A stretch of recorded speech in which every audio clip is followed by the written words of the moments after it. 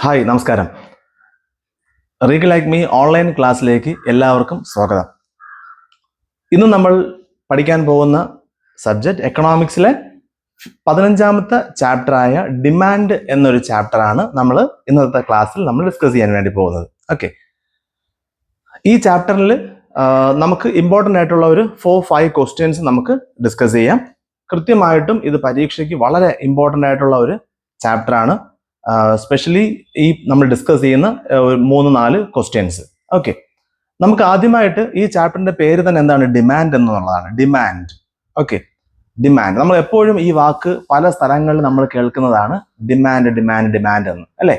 അപ്പോൾ ഈ ഡിമാൻഡ് ഉണ്ടാകുന്നത് പല സാഹചര്യങ്ങളിൽ കൂടെയാണ് ഡിമാൻഡ് ഒരു വ്യക്തിക്ക് ഉണ്ടാകുന്നത്. ഈ ചാപ്റ്ററിൽ നമ്മൾ മൊത്തത്തിൽ ഡിസ്കസ് ചെയ്യുന്നത് ഇൻഡിവിജ്വൽ ഡിമാൻഡ് എന്നതും മാർക്കറ്റ് ഡിമാൻഡ്, ദെൻ എന്താണ് ഡിമാൻഡ്, വളരെ എസെൻഷ്യൽ അത്യാവശ്യമായിട്ടുള്ള കുറച്ച് എലമെന്റ്സ് എന്തൊക്കെയാണ്, ദെൻ ഇൻഡിവിജ്വൽ ഡിമാൻഡിനെ അഫക്റ്റ് ചെയ്യുന്ന കുറച്ച് ഫാക്ടേഴ്സ്, ഘടകങ്ങൾ. ഇത്രയായിരിക്കും നമ്മൾ ഈ ചാപ്റ്ററിൽ ഡിസ്കസ് ചെയ്യുന്നത്. ക്ലിയർ? അപ്പൊ നമുക്ക് ആദ്യമായിട്ട് നമുക്ക് എന്താണ് ഡിമാൻഡ് എന്നുള്ളത് നമുക്ക് നോക്കാം. ഓക്കെ, ഡിമാൻഡ് എന്ന് വെച്ചാൽ ഈ ഒരു സെന്റൻസ് തന്നെ ഞാൻ കാണിച്ചിരിക്കുന്ന സെന്റൻസിന് നിങ്ങൾ വായിച്ചു നോക്കുക. ഞാൻ ഇനി ഡീറ്റെയിൽ ആയിട്ട് അതിനകത്ത് എക്സ്പ്ലെയിൻ ചെയ്യാം. ഓക്കെ, ഡിമാൻഡ് എന്നുള്ളതെന്ന് വെച്ച് കഴിഞ്ഞാൽ you have already studied in the previous lessons that goods and services have the power to satisfy our wants. Okay, നമ്മളുടെ ഡിമാൻഡുകൾ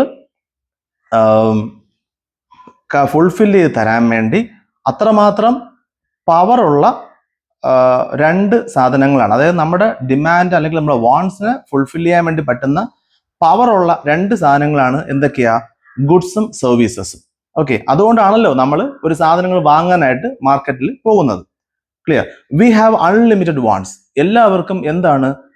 പരിധിയില്ലാത്ത ആഗ്രഹങ്ങളാണ് എപ്പോഴും ഉള്ളത്. ഒത്തിരി സാധനങ്ങൾ, ഇതൊക്കെ വാങ്ങണം, ഇത് വാങ്ങണം, ഇത് വാങ്ങണം എന്നുള്ളതാണ് നമുക്കുള്ളത്.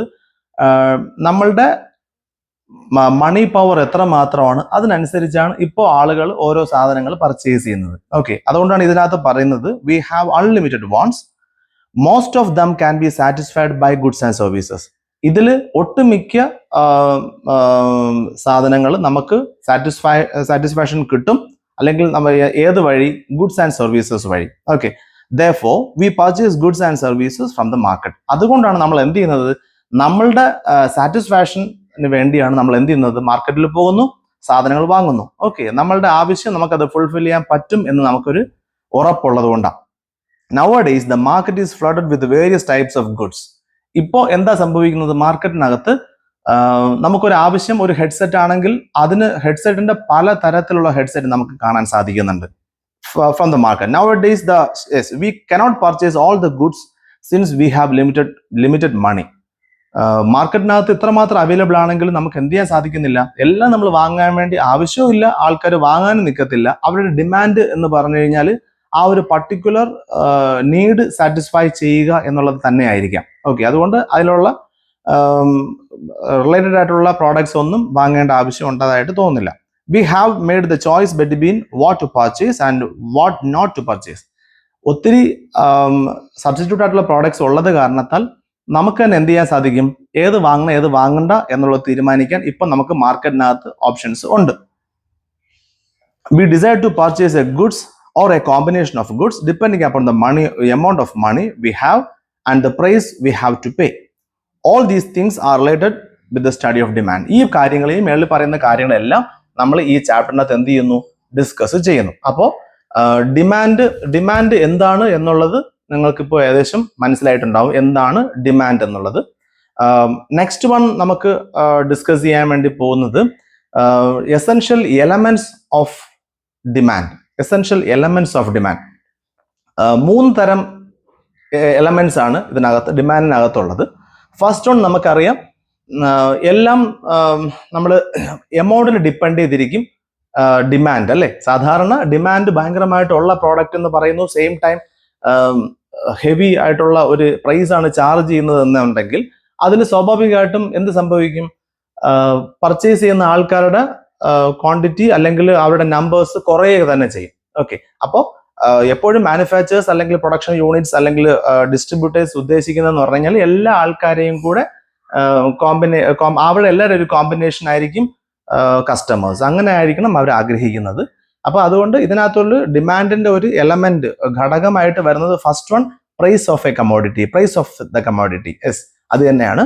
അപ്പോൾ നിങ്ങൾക്ക് write 3 essential elements of demand എന്ന് ചോദിച്ചു കഴിഞ്ഞാൽ നിങ്ങൾ കൃത്യമായിട്ടും ഈ ഒരു 3 പോയിന്റ് നിങ്ങൾ കൃത്യമായിട്ട് എഴുതണം. അതിൽ first one price of the commodity, second one price of the കമോഡിറ്റിയിൽ നമുക്ക് ഡിമാൻഡ് ലോ ഓഫ് ഡിമാൻഡിനകത്ത് പറയുന്ന കാര്യം എന്താണ്?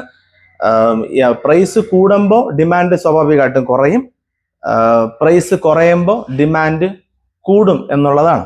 ഓക്കെ, സപ്ലൈയും ഡിമാൻഡും അതേമാതിരി തന്നെയാണ് ഈ പ്രൈസ് ലോ ഓഫ് ഡിമാൻഡിലും നമ്മൾ ഈ ഒരു പ്രൈസിന് വളരെ ഇമ്പോർട്ടൻ്റ് ആയിട്ടുള്ള ഒരു സ്പേസ് ഉണ്ട്. ഓക്കെ, അതുകൊണ്ടാണ് പ്രൈസ് ഓഫ് ദ കമോഡിറ്റി ഒരു കീ എലമെന്റ് ആണ് എന്ന് പറയുന്നത്. Second one quantity of the product. ക്വാളിറ്റിയും ഉണ്ട്, ക്വാണ്ടിറ്റിയും ഉണ്ട്. അപ്പോൾ ഇതിൽ quantity of the product very very important. നമ്മളിപ്പോൾ 1 കിലോ ഒരു പാക്കാണ് മേടിക്കുന്നുണ്ടെങ്കിൽ, ഒരു പർട്ടിക്കുലർ പ്രോഡക്റ്റിന്റെ 1 kg ഒരു പാക്കറ്റാണ് വാങ്ങുന്നുണ്ടെങ്കിൽ, അപ്പോൾ അതിനകത്ത് ക്വാണ്ടിറ്റിയിൽ കുറവ് ആയിട്ട് ഫീൽ ചെയ്യുന്നു. സെയിം ടൈം നമ്മൾ സഫീഷ്യൻ്റ് ആയിട്ടുള്ള എമൗണ്ട് കൊടുത്തു, അത്രമാത്രം ഡിമാൻഡ് ഉണ്ടായിരുന്നത് കൊണ്ടാണ് നമ്മൾ അത് എടുത്തത്. അങ്ങനെ ഇരിക്കെ ക്വാണ്ടിറ്റി കുറവാണെങ്കിൽ എന്ത് സംഭവിക്കും? നമുക്ക് ഒരു കാരണവശാൽ കഴിഞ്ഞാലും നെക്സ്റ്റ് ടൈം നമ്മൾ ആ ഒരു പ്രോഡക്റ്റ് നമ്മൾ പ്രിഫർ ചെയ്യാൻ ചാൻസ് ഇല്ല. അപ്പോൾ സ്വാഭാവികമായിട്ടും ഓൺ ടൈം യൂസ് പോലെ ആയിരിക്കും ആ പ്രോഡക്റ്റും സ്വാഭാവികമായിട്ടും മെല്ലെ മെല്ലെ മാർക്കറ്റിലുള്ള ഡിമാൻഡ് അങ്ങ് കുറയുകയായിരിക്കും സാധാരണ ചെയ്യുക. അപ്പോൾ ഫസ്റ്റ് വൺ പറഞ്ഞു, പ്രൈസ് ഓഫ് ദ കമോഡിറ്റി വളരെ ഇമ്പോർട്ടൻ്റ് ആണ്. ആ ഒരു വില നിശ്ചയിക്കുന്നതിൽ ഡിമാൻഡിനും പ്രൈസും തമ്മിൽ വലിയൊരു ബന്ധമുണ്ട്. Second one quantity of the product. ക്വാണ്ടിറ്റിയും ഇമ്പോർട്ടൻ്റ് ആണ്. നമുക്കറിയാം ഇപ്പം തന്നെ സീസണലായി ബിസിനസ്. ഇപ്പോൾ ഉദാഹരണം നമ്മളിപ്പോൾ ഈ ക്രിസ്മസ് സീസൺ തന്നെ വന്നപ്പോൾ ക്രിസ്മസ് കേക്ക് ആണെങ്കിൽ പോലും പല ക്വാണ്ടിറ്റിയിൽ മാർക്കറ്റിൽ അവൈലബിൾ ആണ്. ഒരു 250 ഗ്രാം അല്ല ഉണ്ടാവുക. ദെൻ അല്ലാതെ അതിലിപ്പോൾ 250 ഗ്രാം ഉണ്ട്, 300 നമുക്ക് കാണാൻ സാധിക്കുന്നുണ്ട്, 350, 400, 500 ഗ്രാം, ഇങ്ങനെയൊക്കെ നമുക്ക് പല quantity based on customer requirement നമുക്കിപ്പോൾ ഒരു മാർക്കറ്റ് ഒരു സ്പേസിൽ പോയി കഴിഞ്ഞാൽ നമുക്ക് സാധനം വാങ്ങാൻ സാധിക്കുന്നുണ്ട്. ഓക്കെ, അപ്പോൾ അതും ഈ ഡിമാൻഡിനെ കൊണ്ടുവരാൻ വേണ്ടിയുള്ള ഒരു എലമെന്റ് ആണ്. Okay, quantity of the product. Quality നമുക്കറിയാം, ഒരു പ്രോഡക്റ്റിന് കൃത്യമായിട്ടും ക്വാളിറ്റി ഉണ്ടാവണം. ദെൻ ലാസ്റ്റ് പറയുന്നത് പീരീഡ് ഓഫ് ടൈം. ഒരു ടൈം പീരീഡിൽ നമുക്കറിയാം ഒരു എലമെന്റ് ആണ് കേട്ടോ. ഡിമാൻഡ് നമുക്ക് ഉണ്ടാക്കാൻ വേണ്ടിയുള്ള ഒരു എലമെന്റ് ആണ്. അതായത് ഒരു പ്രോഡക്റ്റ് മാർക്കറ്റിനകത്ത് നമ്മൾ കൊണ്ടുവരുമ്പോൾ കൃത്യമായിട്ടും അത് കറക്റ്റ് ടൈമിൽ കറക്റ്റ് സ്പേസിൽ തന്നെ നമ്മൾ എന്ത് ചെയ്യണം? ആ ഒരു പ്രോഡക്റ്റ് കൊണ്ടുവരണം, അല്ലേ? ഉദാഹരണം പറഞ്ഞു കഴിഞ്ഞാൽ പീരീഡ് ഓഫ് ടൈം നമുക്ക് എങ്ങനെ കാണിക്കാൻ സാധിക്കും? സപ്പോസ് ഇപ്പോൾ ഒരു ക്രിസ്മസ് പീരീഡ് ആണെന്നുണ്ടെങ്കിൽ കേക്കാണ് ഒരു യൂണിറ്റ് അവർ കേക്ക് പ്രൊഡക്ഷൻ നടത്തുന്നുണ്ടെന്നുണ്ടെങ്കിൽ എന്ത് ചെയ്യുന്നുണ്ടാവും? അവർക്ക് തന്നെ അറിയാം ഡിസംബർ ഒരു 15 സ്റ്റാർട്ട് ചെയ്യുന്നുണ്ടാവും, കേക്ക് സെയിൽസ് ഭയങ്കര അഗ്രസീവ് ആവുന്നുണ്ടാവും. മന്ത് എൻഡ് വരെ അവർക്ക് ടാർഗറ്റ് ചെയ്യാൻ വേണ്ടി പറ്റും. മോസ്റ്റ്ലി മാക്സിമം പോയി കഴിഞ്ഞാൽ ഒരു 10-20 ഡേയ്സ് ആയിരിക്കും മാക്സിമം അതിന്റെ ഒരു ടൈം. ആ ടൈമിനകത്ത് അവർ എങ്ങനെയൊക്കെ അവർ മാർക്കറ്റ് ചെയ്യാൻ വേണ്ടി സാധിക്കും അത്രമാത്രം മാർക്കറ്റ് ചെയ്യുന്നു, ആൾക്കാരിലോട്ട് എത്തിക്കുന്നു.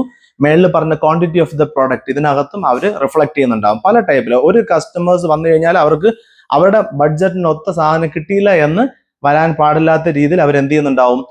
സാധനങ്ങൾ അവൈലബിൾ ആക്കി വയ്ക്കുന്നുണ്ടാവും. Period of time. അപ്പോൾ ഇത്രയും കാര്യങ്ങൾ നമ്മൾ ശ്രദ്ധിക്കുക. എലമെന്റ്സ് ഓഫ് ഡിമാൻഡിനകത്ത് എസെൻഷ്യൽ എലമെന്റ്സ് ഓഫ് ഡിമാൻഡ്സിനകത്ത് വരുന്ന first one price of the commodity, second one quantity of the product, then quality നമുക്ക് നോക്കണം, then last one period of time. ഒരു പർട്ടിക്കുലർ പീരീഡിലായിരിക്കണം എന്ത് ചെയ്യേണ്ടത്? ഈ ഒരു പ്രോഡക്റ്റ് നമുക്ക് മാർക്കറ്റിനകത്ത് അവൈലബിൾ ആക്കാനുള്ളത്. ഓക്കെ, അപ്പോൾ നമ്മളിപ്പോൾ ഡിസ്കസ് ചെയ്ത് എന്തായിരുന്നു? ആദ്യം നമ്മൾ എന്താണ് ഡിമാൻഡ് എന്നുള്ളത് നമ്മൾ നോക്കി. അപ്പോൾ ഡിമാൻഡ് സാറ്റിസ്ഫൈ ചെയ്യാൻ വേണ്ടി പറ്റുന്ന രണ്ട് ഐറ്റം എന്തൊക്കെയാണ്? ഗുഡ്സും സർവീസുമാണ്. ഗുഡ്സും സർവീസിൽ കൂടെ മാത്രമേ ഡിമാൻഡ് ഫുൾഫിൽ ചെയ്യാൻ വേണ്ടി സാധിക്കത്തുള്ളൂ എന്നുള്ളത് നമ്മൾ മനസ്സിലാക്കിയിട്ടുണ്ടായിരുന്നു. അതിനുശേഷം എസെൻഷ്യൽ എലമെന്റ്സ് ഓഫ് ഡിമാൻഡ് വളരെ അത്യാവശ്യമായിട്ടുള്ള കുറച്ച് ഘടകങ്ങൾ, ഡിമാൻഡിനുള്ള ഘടകങ്ങൾ. ഫസ്റ്റ് വൺ നമ്മൾ എന്തായാലും നോക്കിയത് price of the commodity, first one. then second one quantity, very very important, quantity, then quality important ആണ്, then period of time. അപ്പോൾ നിങ്ങൾ എക്സാമ്പിൾ വെച്ച് തന്നെ പരീക്ഷയ്ക്ക് എഴുതാൻ വേണ്ടി നോക്കുക. ഈ പീരീഡ് ഓഫ് ടൈം വെക്കുമ്പോൾ നമുക്ക് ഇത് വെക്കാൻ വേണ്ടി പറ്റും. ക്രിസ്മസ് സീസൺ വെക്കാൻ പറ്റും. ദെൻ സീസണൽ ടൈപ്പ്, റെയിനി സീസണിൽ വന്നു കഴിഞ്ഞാൽ നമുക്ക് റെയിൻ കോട്ടിന്റെ ഡിമാൻഡ് ഭയങ്കരമായിട്ട് കൂടുന്നുണ്ടാവും. ദെൻ കുട ഉപയോഗിക്കുന്നതിന്റെ ഡിമാൻഡ് ഭയങ്കരമായിട്ട് കൂടുന്നുണ്ടാവും. അപ്പോൾ ആ പീരീഡ് ഓഫ് ടൈമിൽ എന്ത് ചെയ്യുന്നുണ്ടാവും, മാനുഫാക്ചേഴ്സ് മിക്കവാറും പ്രൊഡക്ഷൻ കൂട്ടാൻ സാധ്യതയുണ്ട്. ദെൻ അതെന്നും പറഞ്ഞിട്ട് അവർ എമൗണ്ട് ഭയങ്കരമായിട്ട് കൂട്ടിക്കഴിഞ്ഞാൽ ആ ഡിമാൻഡ് അത്രമാത്രം അവർക്ക് യൂട്ടിലൈസ് ചെയ്യാൻ വേണ്ടി സാധിക്കത്തില്ല. അപ്പോൾ അവർ പ്രൈസിലും കൺട്രോൾ ചെയ്യുന്നുണ്ടാവും, ക്വാളിറ്റിയിൽ.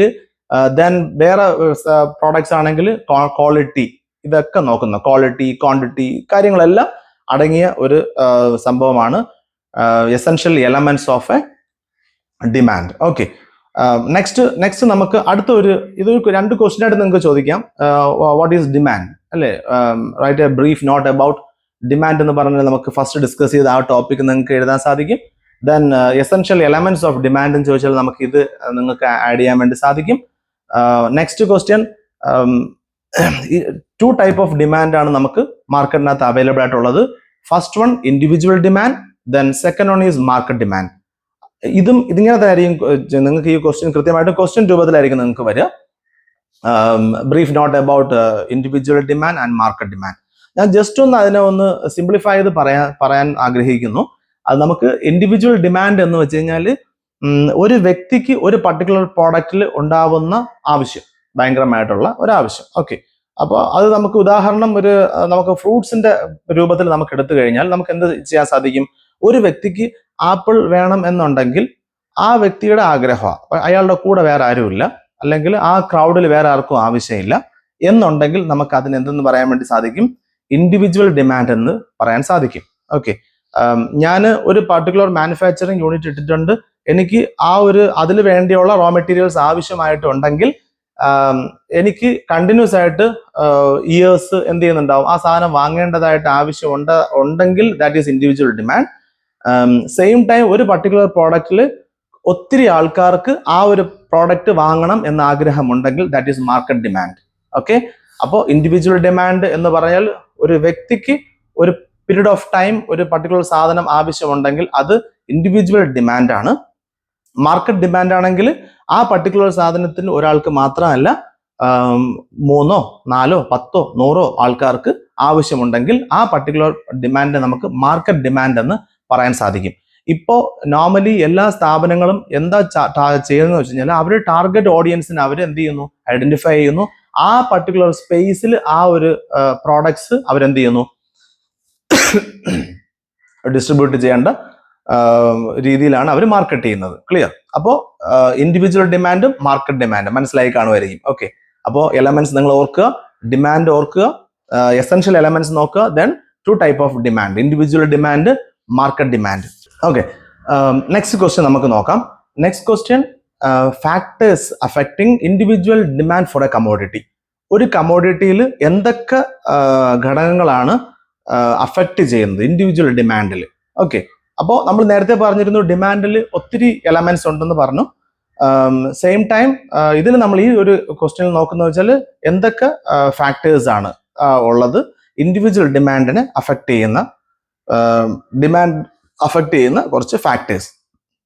First one, price of the commodity. അതിനകത്തും ഇൻഡിവിജ്വൽ ഡിമാൻഡിനെ അഫക്റ്റ് ചെയ്യുന്ന ഒന്ന് തന്നെയാണ് എന്താണ്, ഒരു സാധനത്തിന്റെ പ്രൈസ്. ഓക്കെ, കൃത്യമായിട്ടും നമ്മൾ നേരത്തെ പറഞ്ഞ പോലെ ലോ ഓഫ് ഡിമാൻഡ് കൃത്യമായിട്ടും ഇതിനകത്ത് നമ്മൾ അപ്ലൈ ചെയ്തേ പറ്റൂ. പ്രൈസ് കൂടിക്കഴിഞ്ഞാൽ ഡിമാൻഡ് സ്വാഭാവികമായിട്ടും ഇൻഡിവിജ്വൽസിനെ വെച്ച് നോക്കുമ്പോൾ അവർ എന്ത് ചെയ്യുന്നുണ്ടാവും, അവര് വേറെ ഓപ്ഷൻസും കൂടെ നോക്കുന്നുണ്ടാവും. അല്ലെങ്കിൽ ഇപ്പോൾ തൽക്കാലത്തേക്ക് കുറച്ച് ക്വാണ്ടിറ്റി മതി, വാങ്ങിച്ചാൽ മതി എന്നുള്ള ചിന്ത വരുന്നുണ്ട്. അപ്പൊ first point, price of the commodity. Then next one, price of related goods. Second one, price of related goods. Related goods എന്ന് പറയുമ്പോൾ നമുക്കറിയാം, നമ്മൾ വാങ്ങാൻ ആഗ്രഹിക്കുന്നതിൽ ഇപ്പൊ നമ്മളെ മാർക്കറ്റിനകത്ത് എന്തുണ്ട്, വേറെ പല ടൈപ്പ് ഓഫ് സാധനങ്ങൾ സെയിം ഉപയോഗത്തിന് നമുക്ക് ഉപയോഗിക്കാൻ സാധിക്കുന്ന പല ടൈപ്പ് ഓഫ് പ്രോഡക്ട്സ് നമുക്ക് മാർക്കറ്റിനകത്ത് അവൈലബിൾ ആണ്. അപ്പോൾ നമ്മൾ എന്ത് ചെയ്യണം, സപ്പോസ് ഒരു മാനുഫാക്ചറിങ് കമ്പനി വരുമ്പോൾ അവർ അവരുടെ പ്രോഡക്റ്റ് മാർക്കറ്റിനകത്ത് ഇൻട്രൊഡ്യൂസ് ചെയ്യുമ്പോൾ അവർ കൃത്യമായിട്ടും അവരുടെ കോമ്പറ്റീറ്റേഴ്സ് അതുമായിട്ട് ബന്ധപ്പെട്ടിട്ടുള്ള പ്രോഡക്ട്സിന്റെ വില ഒക്കെ മനസ്സിലാക്കിയാൽ മാത്രമേ എന്ത് ചെയ്യാൻ വേണ്ടി പറ്റത്തുള്ളൂ, മാർക്കറ്റ് പിടിക്കാൻ വേണ്ടി പറ്റത്തുള്ളൂ. ഉദാഹരണം നമ്മളിപ്പോൾ ആപ്പിളും സാംസങ് എടുക്കാം, ഫോൺ എടുത്തു കഴിഞ്ഞാൽ ഇപ്പൊ ആപ്പിൾ വാങ്ങാൻ ഇപ്പൊ സപ്പോസ് 1 lakh rupees നമുക്ക് വാങ്ങണം എന്നുണ്ടെങ്കിൽ അതിന്റെ ഫീച്ചേഴ്സ് ഒക്കെ മാർക്കറ്റിംഗ് എക്സിക്യൂട്ടീവ് കൃത്യമായിട്ടും കസ്റ്റമറിനെ എക്സ്പ്ലെയിൻ ചെയ്ത് കൊടുത്തിട്ടുണ്ടെങ്കിൽ ഒരു പരിധി വരെ സാംസങ് കോമ്പീറ്റ് ചെയ്ത് അവർക്ക് നിൽക്കാൻ വേണ്ടി സാധിക്കും, അല്ലെങ്കിൽ സാംസങ്ങിലോട്ട് പോവാതെ ആപ്പിളിൽ സ്റ്റിക്ക് ഓൺ ചെയ്യിപ്പിക്കാൻ പറ്റും. സെയിം ടൈം അതേ ഫെസിലിറ്റീസ് നമുക്ക് സാംസങ്ങിൽ ഉണ്ട് എന്ന് കസ്റ്റമർ എക്സിക്യൂട്ടീവ് പറഞ്ഞു കഴിഞ്ഞാൽ ഒരു 10,000 rupees ലെസ് ആയിട്ട് മേടിക്കാൻ സാധിക്കുമെങ്കിൽ സ്വാഭാവികമായിട്ട് ഡിമാൻഡ് ആ റിലേറ്റഡ് പ്രോഡക്റ്റ് ആയ സാംസങ്ങിലോട്ട് കസ്റ്റമറിന് ശ്രദ്ധ പോവുകയും കസ്റ്റമർ അത് മേടിച്ചിട്ട് പോവുകയും ചെയ്യും. അപ്പൊ നമുക്ക് പ്രൈസ് ഓഫ് റിലേറ്റഡ് ഗുഡ്സിനെ നമുക്ക് രണ്ട് രീതിയിൽ നമുക്ക് ഡിവൈഡ് ചെയ്യാം. ഫസ്റ്റ് വൺ സബ്സ്റ്റിറ്റ്യൂട്ട് ഗുഡ്സും ദെൻ കോംപ്ലിമെന്ററി ഗുഡ്സും. സബ്സ്റ്റിറ്റ്യൂട്ട്സ് ഗുഡ്സും കോംപ്ലിമെന്ററി ഗുഡ്സ്. നമുക്ക് സബ്സ്റ്റിറ്റ്യൂട്ട് എന്ന് നിങ്ങൾക്ക് അറിയാൻ പറ്റും, ഇതിന് പകരം വേറൊരു ഗുഡ്സ് അല്ലേ.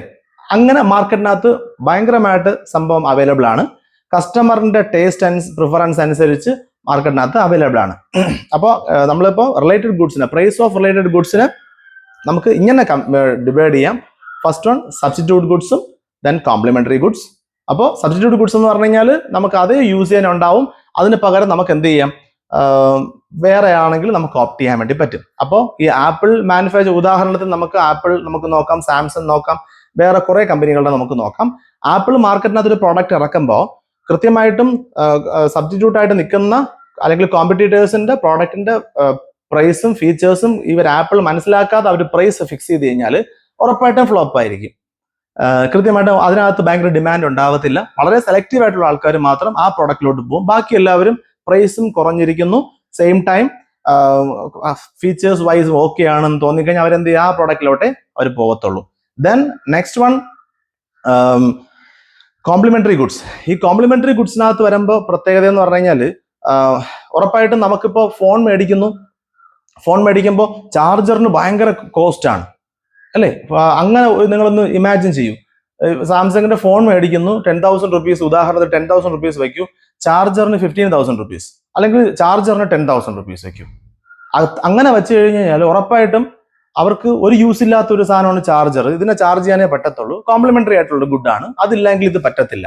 അങ്ങനെ വന്നു കഴിഞ്ഞാൽ ചിലപ്പോൾ എന്ത് ചെയ്യുന്നുണ്ടാവും, അത് കാരണത്താൽ ഒത്തിരി ആൾക്കാർ എന്ത് ചെയ്യും, മൊബൈൽ വാങ്ങണ്ടെന്ന് വെക്കും, അല്ലെങ്കിൽ ആ type of product വാങ്ങണ്ടെന്ന് വെക്കുന്നുണ്ടാവും. Clear?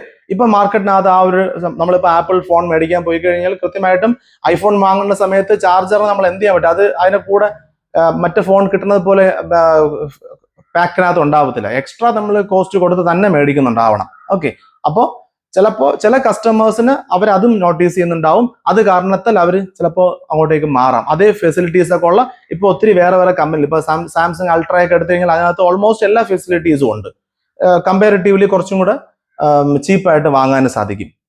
Okay, അപ്പോൾ വേറൊരു ഉദാഹരണം പറഞ്ഞു കഴിഞ്ഞാൽ കാറ് മേടിക്കുന്നു, കാറിൽ അടിക്കാൻ പെട്രോൾ കോംപ്ലിമെന്ററി ഗുഡ്സ് ആണ്. അപ്പോൾ നമ്മൾ കാർ മേടിക്കുന്നു, പെട്രോൾ ഇല്ലെങ്കിൽ അല്ലെങ്കിൽ ഡീസൽ ഇല്ലെങ്കിൽ കാർ ഓടിക്കാൻ സാധിക്കത്തില്ല. ഡീസലിന്റെ പ്രൈസ് ഇപ്പോൾ ഭയങ്കരമായിട്ട് ഹൈ ആയി പോണത് കാരണത്താൽ ആൾക്കാർ എന്ത് ചെയ്യുന്നു, അവർ ഓൾട്ടർനേറ്റ് ഓപ്ഷൻസ് നമുക്ക് നോക്കുന്നു. എന്തിനാ കാറ് വാങ്ങണം, അവർക്ക് വേണമെങ്കിൽ ബൈക്കിൽ പോവാം, അല്ലെങ്കിൽ ട്രെയിനിൽ പോവാം, അല്ലെങ്കിൽ ബസ്സിൽ പോവാം, അല്ലെങ്കിൽ ഈ യാത്ര വേണ്ട. ഇങ്ങനെ പല രീതിയിലും കസ്റ്റമേഴ്സിന്റെ ഇൻഡിവിജ്വൽസിന്റെ ടേസ്റ്റ് മാറിയിരിക്കും. ഓക്കെ, ഇതും ഇൻഡിവിജ്വലിന്റെ ഡിമാൻഡിനെ അഫക്ട് ചെയ്യുന്ന ഒരു ഘടകമാണ് എന്ന് പറയുമായിരുന്നു. ഓക്കെ, അപ്പോൾ ഫസ്റ്റ് പോയിന്റ് എന്തായിരുന്നു, price of the product very important ആണ്. പ്രൈസ് കൂടുമ്പോൾ ഡിമാൻഡ് കുറയുന്നു, പ്രൈസ് കുറയുമ്പോൾ ഡിമാൻഡ് കൂടുന്നു. അതായിരിക്കും ഇൻഡിവിജ്വൽ ഡിമാൻഡിന്റെ ഒരു കാതലായ ഒരു അംശം. Second one price of related goods. Related goods ഇതുമായിട്ട് സാമ്യമുള്ള ആ ഗുഡ്സിന്റെ പ്രൈസ് അങ്ങോട്ടും ഇങ്ങോട്ടും വേരി ചെയ്ത് കഴിഞ്ഞാൽ കൃത്യമായിട്ട് ആ ഡിമാൻഡ് അഫക്ട് ചെയ്യും. ഓക്കെ, രണ്ട് രീതിയിൽ നമുക്ക് അതിനെ ഡിവൈഡ് ചെയ്യാൻ വേണ്ടി പറ്റും. ഒന്ന് സബ്സ്റ്റിറ്റ്യൂട്ട് ഗുഡ്സും ഒന്ന് കോംപ്ലിമെന്ററി ഗുഡ്സും. സബ്സ്റ്റിറ്റ്യൂട്ട് ഗുഡ്സ് എന്ന് പറഞ്ഞാൽ നിങ്ങൾക്ക് അറിയാം, ഒന്നിന് പകരം വേറെ ഒന്നായിട്ടുള്ള ഗുഡ്സ്. അതിന്റെ പ്രൈസ് കുറഞ്ഞു വന്നു കഴിഞ്ഞാൽ ഉറപ്പായിട്ട് അതിന്റെ ഡിമാൻഡിനെ അഫക്ട് ചെയ്യും. ദെൻ രണ്ടാമത്തത് കോംപ്ലിമെന്ററി ആയിട്ട് ഗുഡ്സ്. ഉദാഹരണം പറഞ്ഞ മൊബൈലിന്റെ ചാർജർ പറഞ്ഞിരുന്നു, ദെൻ കാറിന് ഡീസൽ ഓർ പെട്രോൾ പറഞ്ഞിട്ടുണ്ടായിരുന്നു. ഓക്കെ, ഇതാണ് ഇതും ഒരു ഘടകമാണ് ഇൻഡിവിജ്വലിന്റെ ഡിമാൻഡിനെ അഫക്ട് ചെയ്യുന്ന factors. Then income of the buyer. Income, വരുമാനം, ആ വാങ്ങുന്ന ബയേഴ്സിന്റെ ഇൻകം ഭയങ്കരമായിട്ട് ഒരു ഇതിനെ അഫക്ട് ചെയ്യുന്ന, ഇൻഡിവിജ്വൽ ബയറിന്റെ ഡിമാൻഡിനെ അഫക്ട് ചെയ്യുന്ന ഒരു സാധനമാണ് ഇൻകം ഓഫ് ദ ബയർ.